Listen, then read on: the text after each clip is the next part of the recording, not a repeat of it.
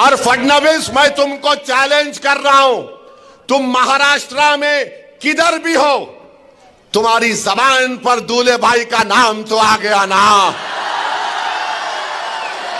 अब तुमसे मैं कह रहा हूं फडणवीस, तुम्हारी जबान से जरांगे पाटिल का नाम निकलेगा, जरांगे पाटिल का नाम निकलेगा फडणवीस, तुम्हारी जबान लड़खड़ा जाएगी जरांगे पाटिल का नाम लेने से। बोलो, हिम्मत है तो बोलो फडणवीस, जरांगे पाटिल बोलो तुम। नहीं बोलेंगे? बोलेंगे नहीं नहीं ओवैसी बोल सकता हूं, दूल्हे भाई है,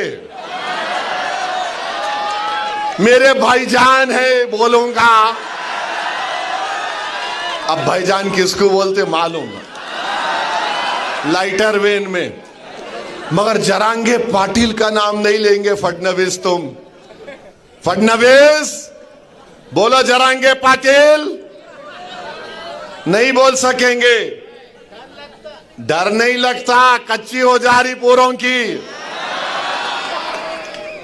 और देवेंद्र फडणवीस, तुम बार बार जिहाद जिहाद बोलते।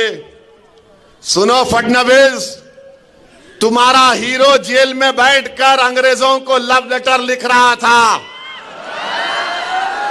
हमारे उलमाए किराम माल्टा की जेल में और जेल के मैदान में मौलाना हुसैन अहमद मदनी, मौलाना महमूद उल हसन अंग्रेजों के सामने झुके नहीं, सीना तान कर खड़े हो गए। सुनो फडणवीस, अल्लामा फजल कैराबादी काला पानी की जेल में थे। अल्लामा फजल कैराबादी ने अंग्रेजों से कोई सौदा नहीं किया। सुनो फडणवीस, 1820 के बाद इस मुल्क की आजादी की लड़ाई में सबसे पहला फतवा किसने दिया? हमारे मदरसों के जिम्मेदारों ने दिया, जिहाद का फतवा दिया। फडणवीस, जब तुम्हारे बुजुर्ग नहीं थे, अंग्रेजों से लड़ने का तरीका हमने देश को सिखाया, हमने बताया कैसे अंग्रेजों को भगाया जा सकता है। तारीख गवाह है कि दिल्ली की जामा मस्जिद से लेकर वो जो पंजाब का पाकिस्तान का बॉर्डर है मौजूदा, उन झाड़ों और पेड़ों पर हमारे उलमाए किराम की लाशें फकर से लटक रही थी।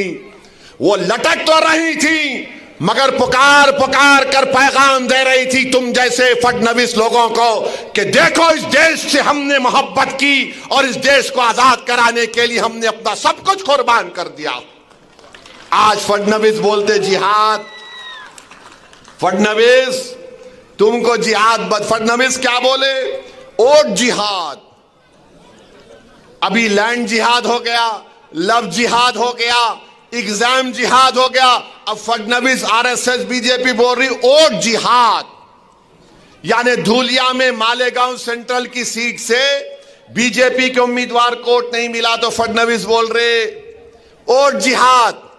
हमको सेंट्रल मालेगांव से वोट नहीं मिले, जहां तुम्हारे को वोट नहीं मिला वहां जिहाद हो गया, जहां तुम्हारे को हार गए वहां जिहाद हो गया। तुम गुजरात में भी एक सीट हार गए, कैसा हारे बोलो? तुम हैदराबाद में मेरे खिलाफ हार गए, कैसा हारे बोलो?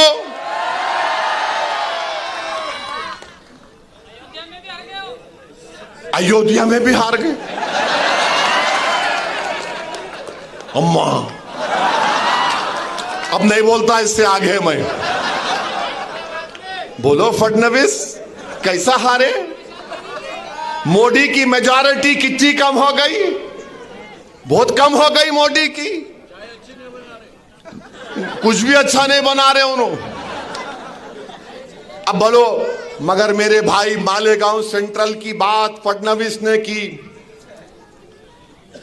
1818 में अंग्रेजों और मराठाओं की जंग हुई थी, तीसरी जंग। मराठाओं की फौज में मुसलमान थे।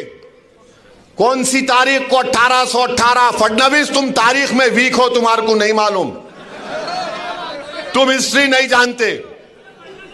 हाँ, कुछ भी नहीं जानता, छोड़ो उन्हें। तो 1818 में अंग्रेजों के खिलाफ मराठाओं ने जंग की थी और उस जंग में मुसलमान मालेगांव के किले पे खड़े हो गए और अंग्रेजों को से मुकाबला किया। उसमें 30 से ज्यादा सिपाही शहीद हो गए और अंग्रेजों को, उन मुसलमानों को जो मराठाओं की फौज में थे, 36 तोपों को इस्तेमाल करना पड़ा। 8000 गोले गिराए, 35,500 गन पाउडर इस्तेमाल करना पड़ा। फडणवीस ये वो मुसलमान जो मराठाओं की फौज में मालेगांव के किले में खड़े हो गए थे और अंग्रेजों को मुकाबला किया। फडणवीस तुम्हारे पूर्वज नहीं थे, ओवैसी के पूर्वज थे जो अंग्रेजों से जिहाद कर रहे थे। और फिर 1921 में मालेगांव में इनकलाबियों ने खिलाफत नॉन कॉपरेशन मूवमेंट के बाद मालेगांव के किले पे चढ़ गए। अंग्रेजों का झंडा हमने निकाला, फडणवीस तुम्हारा हीरो नहीं निकाला। हमारे बुजुर्गों ने झंडा निकाला, मालेगांव शहर को कब्जा कर लिया और उसके बाद अंग्रेजों ने क्या किया? बोलो फडणवीस, मरने वालों में, शहीदों में तुम्हारा नाम था या ओवैसी के बाप दादा का नाम था? बोलो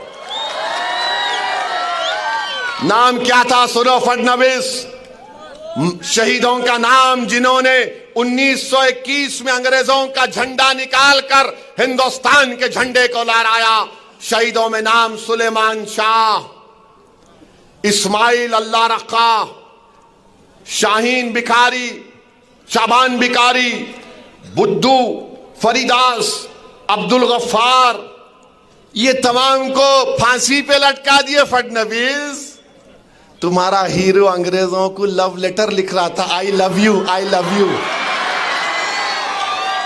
हम आई लव यू नहीं बोले अंग्रेजों को, हम बोले वी हेट यू, तुमको निकलना पड़ेगा भारत से।